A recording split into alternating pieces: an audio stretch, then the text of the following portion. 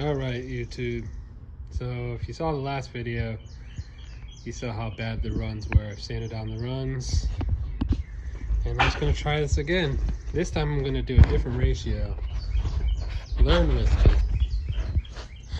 4-1-1. That's the ratio I'm gonna do instead of 4-2-1.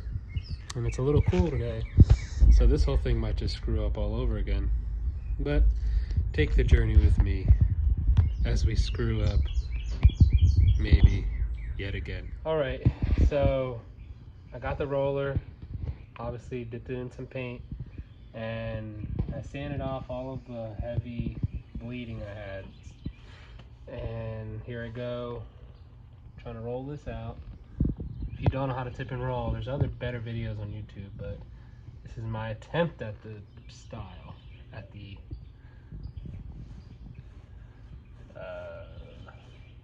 technique. So you roll it out.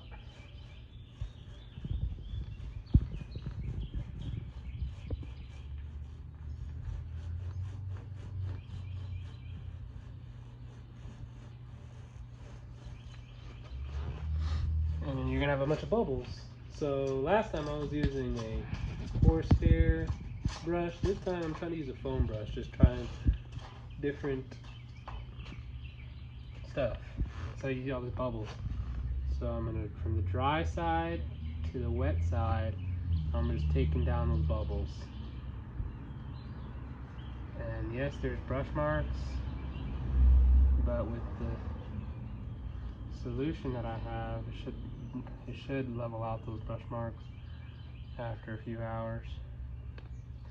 But this is what you do with the tip and roll technique. And I think this is going to take 3 coats because I jacked up the first coat. But that's a little too wet, a little too soaked, that brush.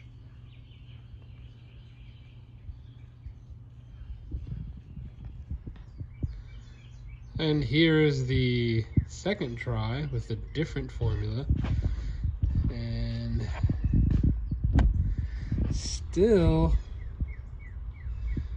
got runs in there. Goodness gracious.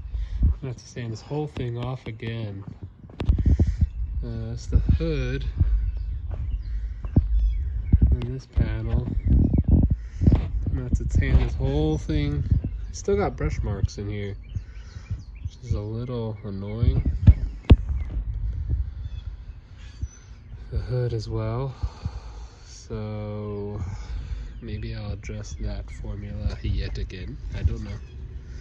Again, I've never done this before, so you guys are just experiencing what I'm experiencing as far as frustration is concerned on how to do this tip and roll. But it's super liney. Can't even tell spaces. Did that section, then did that section. Can't really tell the other sections, but one thing I think I messed up is I started on the hood and it started to get really tacky by the time I got to this fender. The other fender was really tacky. So I might have been setting up too quickly or more quickly than I could work. So maybe to counter that is make an even smaller batch or work faster with the material. And that's what it looks like now. To get this totally even, need a whole lot of wet sanding, another coat, a whole lot of wet sanding and buffing. But anyways, the solution I did this time was 4-1-1 instead of 4-2-1. The 2 would have been more of this penetrol and always 1 part of this catalyst hardener. But yeah, that would be the next time. Maybe I will do 4-2-1 again, try that, and that'll reduce these brush marks even more. Or it could be Temperature, humidity, it's probably 55 degrees, which is terrible to paint in. But it's my day off and don't really have